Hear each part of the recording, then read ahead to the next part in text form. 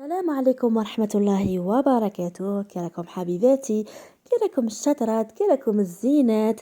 ان شاء الله يا ربي تكونوا بألف صحة وعافية، ويلقاكم هذا الفيديو في احسن الاحوال. شوفوا حبيباتي، هذا الفيديو راني مسجلته صافي لونطون غير باش نمونطيه. طولت عليكم.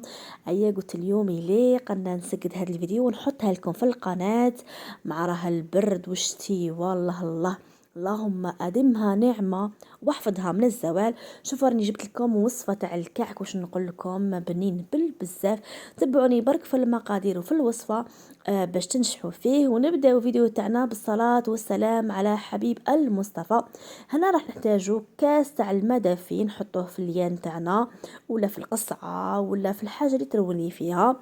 ونضيف لها كاس تاع الفارينه. هنا رانا في فصل الشتاء، راح نستعين بالعقة كبيرة ونصف تاع الخمارة. إذا كنتي في فصل الصيف ديري برك ملعقة كبيرة تاع الخمارة، ونضيف لها ملعقة كبيرة تاع السكر. نخلط مليح مليح المكونات ونغطيهم بسربيتة نخليهم يتفاعلوا، ونعاود نولي ليهم. المور اللي فاتت ربع ساعة رحت شفت الخليط تاعي لقيته تفاعل لي. يعني في فصل الصيف راح يتفاعل لك بالخف واحد ال5 دقائق تلقي هذوك الفقاعات. وهنا نضيف باقي المكونات. هنا راح نضيف مبشور الليمون، درت كمية لا بأس بها. إذا كان عندك مبشور البرتقال استعمليه، ولا كان عندك خليط من الاثنين تنجم ديريهم. وهنايا نروح نجيب الزرارع تاوعي بون غسلتهم. هنا عندي زريعة البسباس، عندي حبة حلاوة، عندي الشنان، وعندي الجنجلان. شوفوا حبيباتي انا كثرت شويه، نقصوا لا كونتيتي، وماذا بكم يكونوا مطحونين خير وخير. هنا نضيف كاس تاع سكر ناقص 3 تاع الصباع. شوفوا الكاس تاعي يرفد 250 مليلتر. ونضيف ربع كاس تاع الزيت، فوالا على هذا الشكل. وبيان سور ندير القرصه تاع الملح، هذه مفروغ منها في كامل الحلويات باش يعدل لي ذوق تاع الحلوى تاعي. ونضيف لاباط داغوم تاع الفانيليا، الا كانت عندك فانيليا غبره ديريها ما فيها باس. ونضيف لها حوالي 4 ملاعق كبار تاع ما زهر. شوفوا هذا الماء زهر ما عجبنيش صراحه، ولا ما يعني الريحه تاعه ما عجبتنيش. انا موالف ندير تاع القصبه جاي زرق كيما هذا، وسموه القصبة، يجي بنين بالبزاف. ونضيف لها بياض بيضة. ولا البيضة تاعي نقسمها وندير غير البياض تاعها، والصفا نخبيه من بعد كي نبغي نطلي الكعك تاعي نستعمله.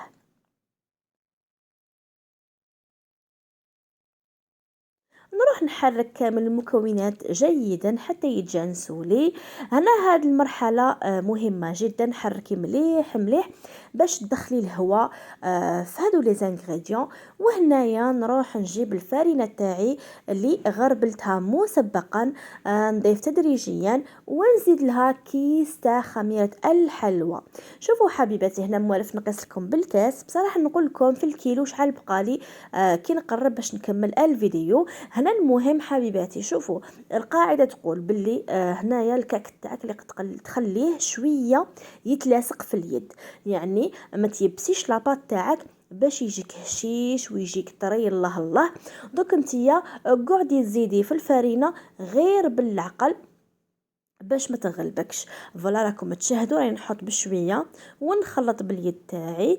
وهنايا كي تشوفي باللي لاباط تاع العجينه بدات تلصق لكم في اليدين، حاولي كيفاش تسلكي يدك، نحي هذيك العجينه وعاودي عجني العجينه تاعك باش تعرفي اذا دات حقها من الفرينه ولا راهي عاد مخصوصه. فوالا حبيباتي، مرات يدكم كي تكون معمره بالعجين ما تقديش تعرفي اسكو خصها ولا ما خصهاش. فوالا على هذه الطريقه. هنا شوفوا غادي نسلك يدي من هذاك لو سوربلو ونعاود نعجنها.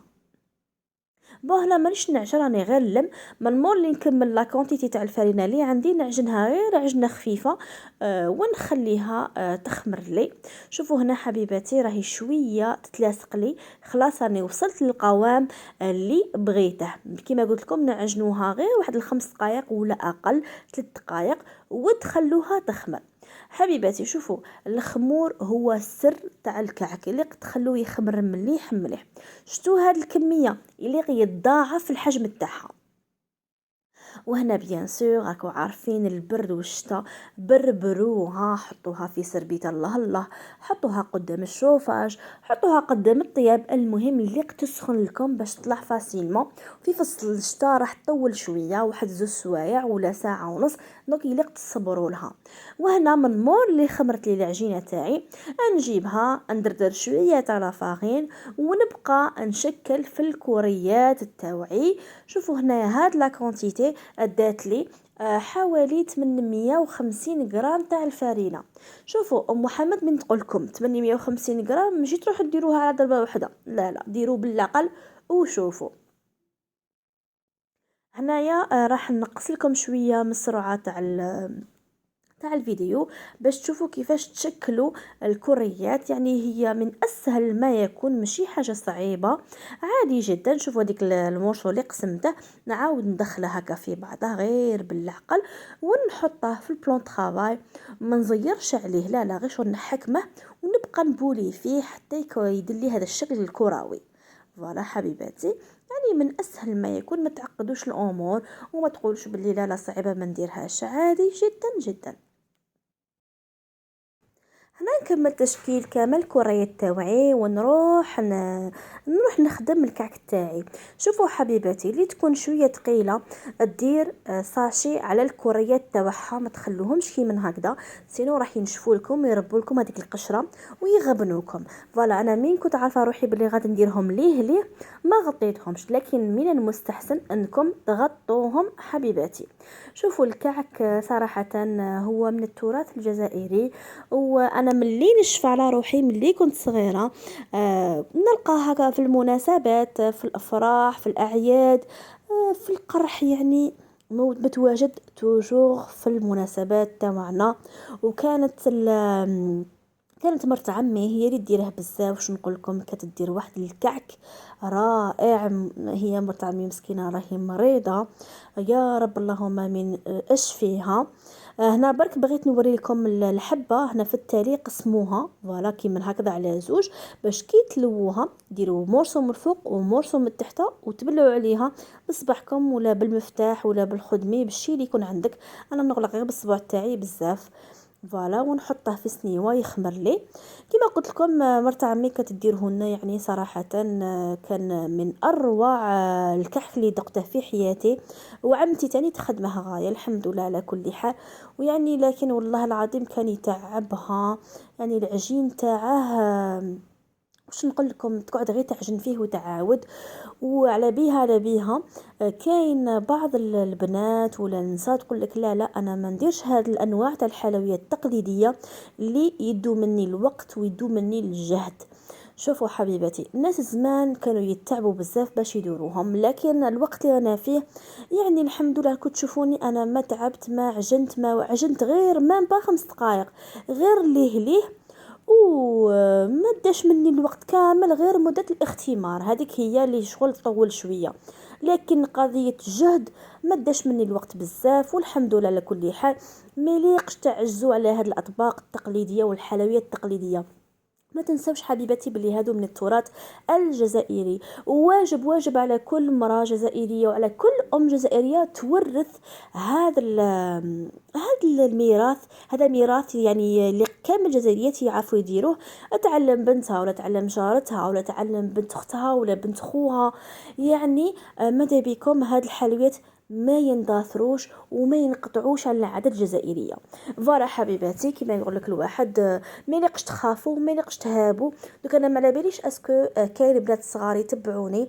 الا كاين بنات صغار بغيت نقول لكم باللي ما تخافوش حبيباتي، خساره العجين ولا خساره اليدين، ماذا بك راكي عند باباك خدمي وعاودي، ومام لي متزوجه يعني ما كاش مشكل، خسري يسمعني راجلك، لا لا لا لا ما تخسريش، لكن فورس على روحك، ما نجحتيش المره الاولى تنجحي ان شاء الله في المره الثانيه.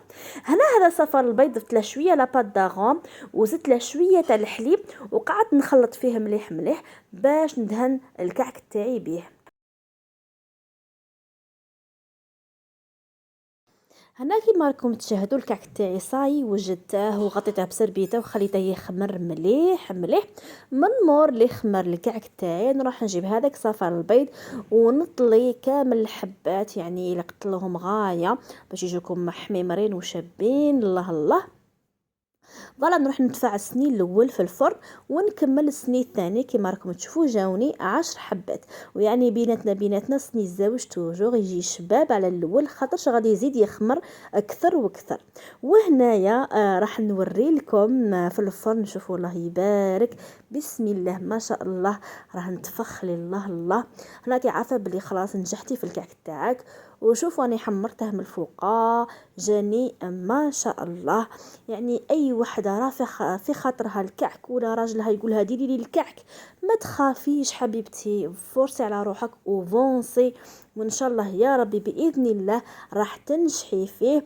شوفوا هنايا راح نقسم لكم حبه، يعني شوفوا كيفاش جا منتفخ، وديروا في حسابكم باللي ماشي معجن لا بروف. شوفوا راني نضغط عليه والعجينه راهي تعاود تولي الكعك، راه يعاود يولي يعني ما يقعدش كيما هكذا، يعني ما شاء الله جاني مليح.